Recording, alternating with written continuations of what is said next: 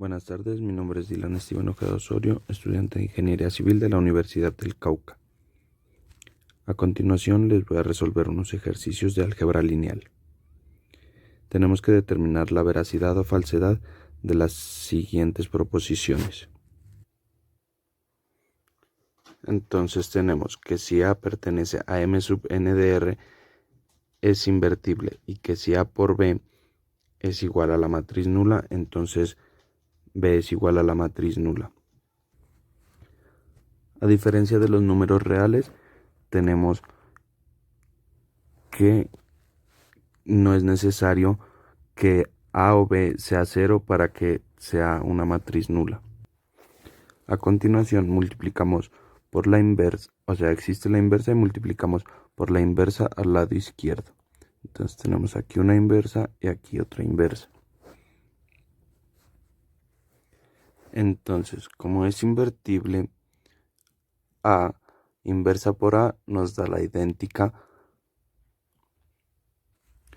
Y por propiedades de la matriz nula, entonces tenemos que la inversa de A de la matriz nula es igual a la matriz nula. Y por propiedades tenemos que la idéntica de B es igual a B. Entonces B sería igual a la matriz nula, por lo tanto es verdadero.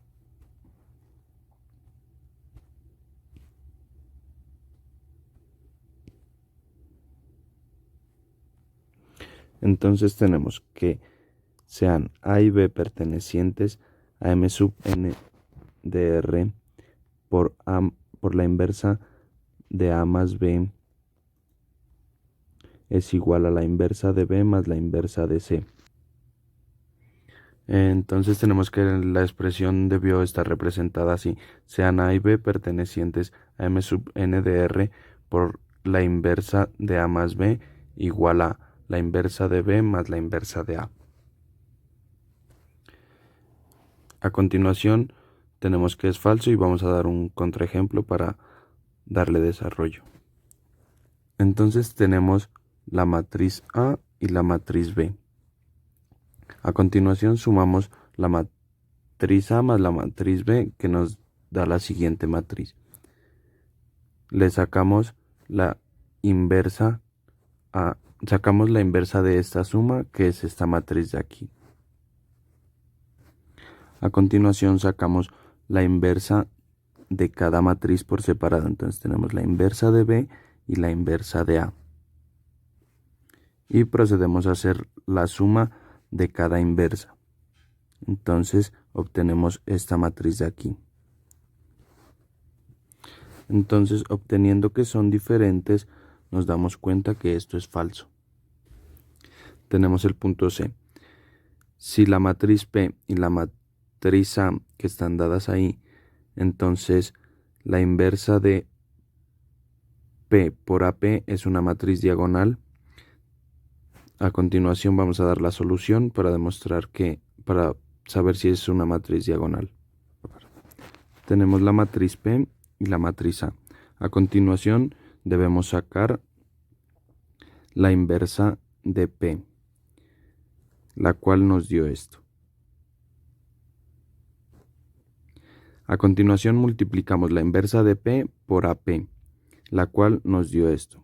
Entonces nos damos cuenta que si es una matriz diagonal, ya que el valor diferente de 0 está en la diagonal principal, la cual sería el -2. Por lo tanto es verdadero.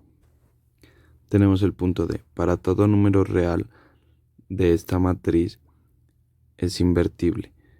Esta matriz se conoce como matriz de rotación. Debemos tener en cuenta que una matriz es invertible si y solo si el determinante es diferente de 0. Procedemos a calcular el determinante y nos vamos por la última fila, ya que tiene más 0 y es menos complicado para resolver. Entonces nos queda seno por menos seno, que lo tenemos aquí, menos coseno por coseno, que lo tenemos acá. Entonces, partiendo de que seno al cuadrado más coseno al cuadrado es igual a 1, En este caso sería -1 porque los signos del seno y coseno son negativos. Entonces -1 es diferente de 0, por lo tanto es invertible, por lo tanto es verdadero. Seguimos al segundo punto. En P3DR se consideran los siguientes subespacios vectoriales S igual a L. Los espacios vectoriales son estos. Ya. Obtener una base para el subespacio de S en la intersección T. Entonces el primer paso es encontrar una base para T. Tenemos los vectores arbitrarios A, B, C y D. Entonces, tenemos que A es igual a C más D y B es igual a menos C. Entonces tenemos que A es igual a C más D, B es igual a menos C, C igual a C y D igual a D. Entonces factorizamos C y D obteniendo estas matrices. Y encontramos estos vectores que son ordenados, que son los vectores de la base. Entonces usamos una base ordenada de menor a mayor, donde va primero 1, luego x al cuadrado y luego x al cubo. Entonces tenemos que A es el acompañante de 1, B el acompañante de x, C el acompañante de x al cuadrado y D el acompañante de x al cubo. Y aquí tenemos que 1 acompaña al 1 al término independiente. Tenemos 0, no aplica nada. Tenemos otro 0, no aplica nada. Y tenemos 1 que acompaña a x al cubo. Entonces de esta manera tenemos la base de t. La base de S ya nos la regalaron en el problema. Este es un polinomio cualquiera. Las A, B, C y D son diferentes a las anteriores. Entonces tenemos que esto pertenece a la intersección. Entonces esto pertenece al espacio S y pertenece al espacio T, que lo dice aquí. Por lo tanto, esto se puede escribir como una combinación lineal de ellos, que es esta. Entonces multiplicamos el primer vector por m, el segundo por n y el tercero por p. Entonces a continuación separamos los términos independientes, los que tienen x, los que tienen x al cuadrado y los que tienen x al cubo, que son los que acabo de señalar. Y a continuación se me forma este sistema de aquí. Entonces, p de x por pertenecer a t, entonces multiplicamos u por el primer vector y b por el segundo vector. Después haríamos lo mismo que el anterior, lo multiplicamos y sacaríamos los términos independientes, los términos de x al cuadrado y los términos de x al cubo.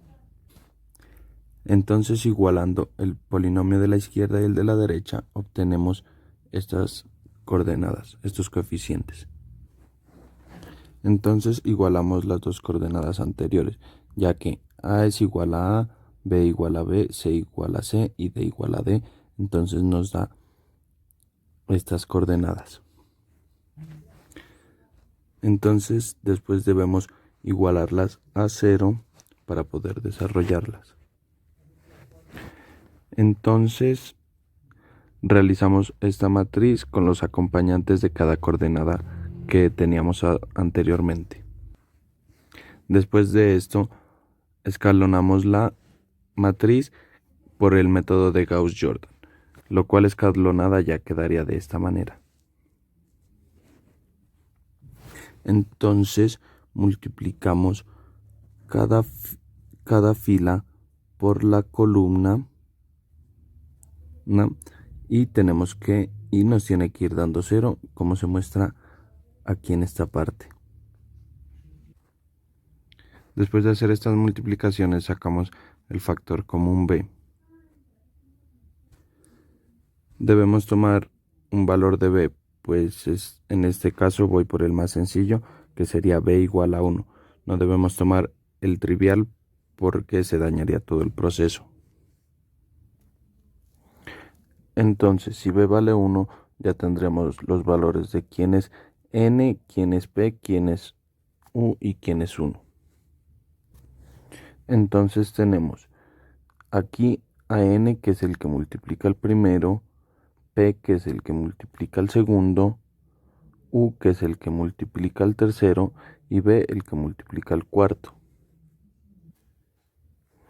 Entonces hacemos las operaciones y nos da este resultado para poder sacar los términos semejantes,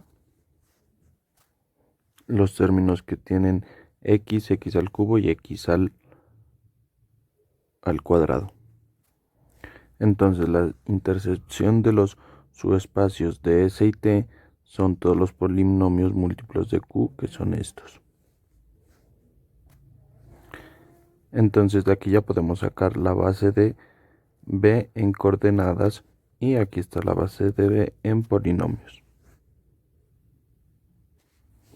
Entonces en la intersección están todos los polinomios múltiplos de este vectorcito que tenemos aquí.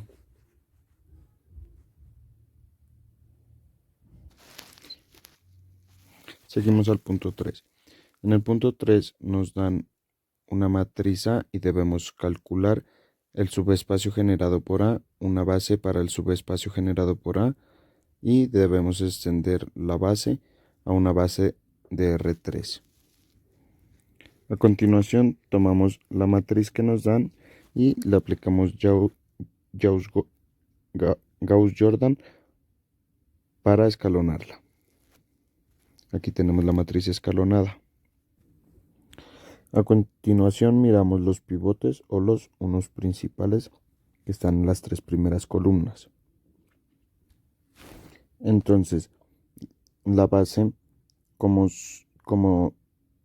los unos principales están en las tres primeras columnas, la base de A son los tres primeros vectores, o sea, estos tres.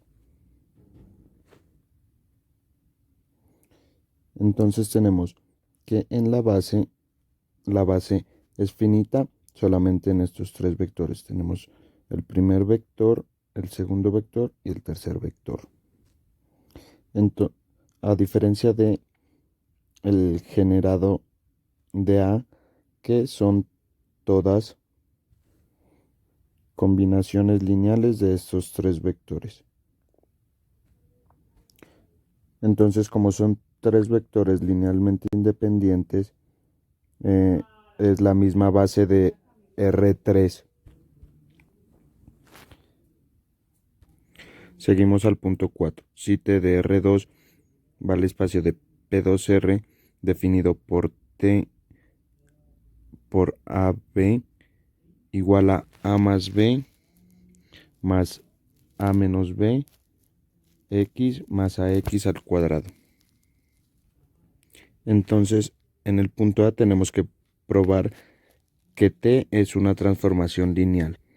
Para saber qué es una transformación lineal, hay que satisfacer dos condiciones.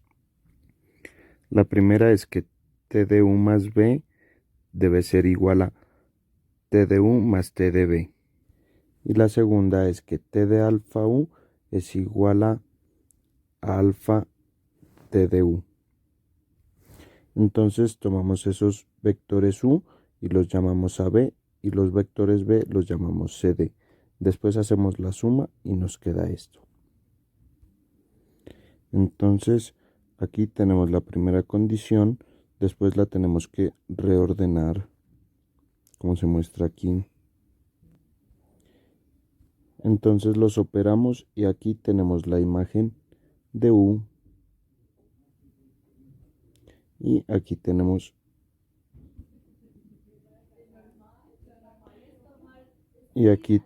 la imagen de B.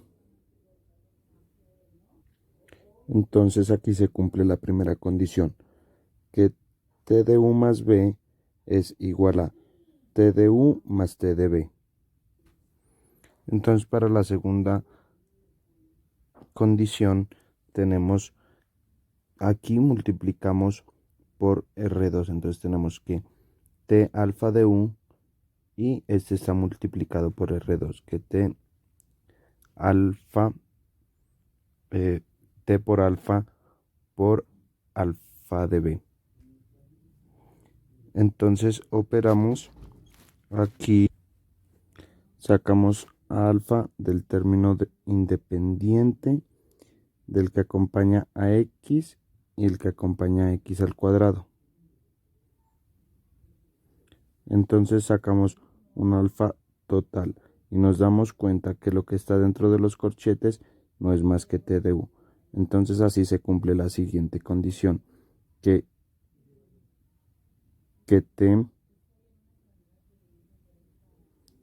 entonces así se cumple la segunda condición, que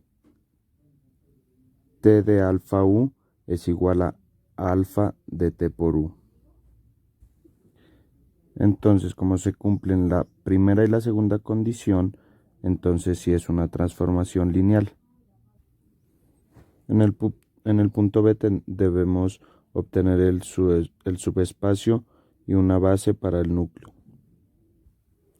Se está trabajando con la base estándar y la transformación evaluada en 1,0 y con 0,1. Entonces calculamos las imágenes, que son estas. Entonces pasamos esto acá a la matriz, que sería 1, 1, 1. Y en la segunda parte sería 1 menos 1 y 0 porque no tiene x al cuadrado. Entonces tenemos nuestra matriz, que es esta, y aplicamos Gauss-Jordan para escalonarla y nos queda esta matriz de acá. Entonces tenemos que x y y valen 0. Entonces x igual a 0 y y igual a 0. Entonces tenemos que la base para el núcleo es igual a 0, 0 porque se la multiplica por x y y. Y en el caso del espacio trivial es el núcleo generado por 0, 0 y tiene una nulidad de 0. Seguimos al punto C y debemos obtener un subespacio y una base para la imagen. Entonces tenemos de nota que como tiene dos pivotes, el rango es 2. Entonces tenemos esta base debido a los dos pivotes hallados anteriormente mediante el escalonamiento. Y tenemos que la imagen de la base es la imagen de T generada por este vector.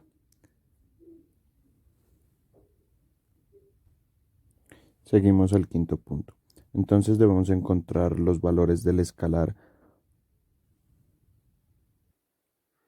de lambda para los que la matriz de lambda i menos a es singular. Una matriz A es singular si el valor absoluto de A es igual a C. Si no es singular, se dice que es regular. Si A es igual a, y tenemos la siguiente matriz.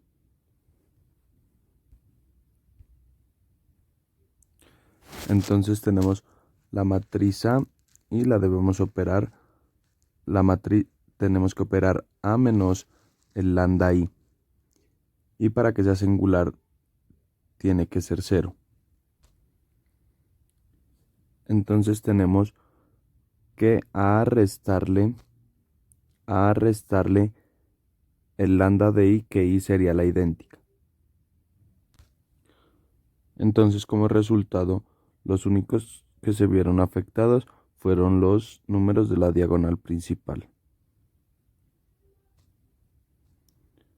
Después tenemos que hallar el determinante de A menos lambda I, que sería este.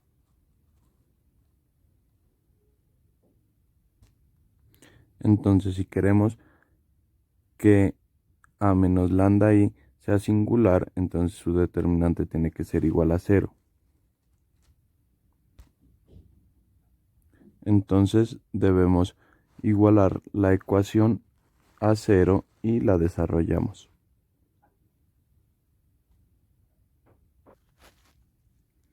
Y eso es todo. Muchas gracias.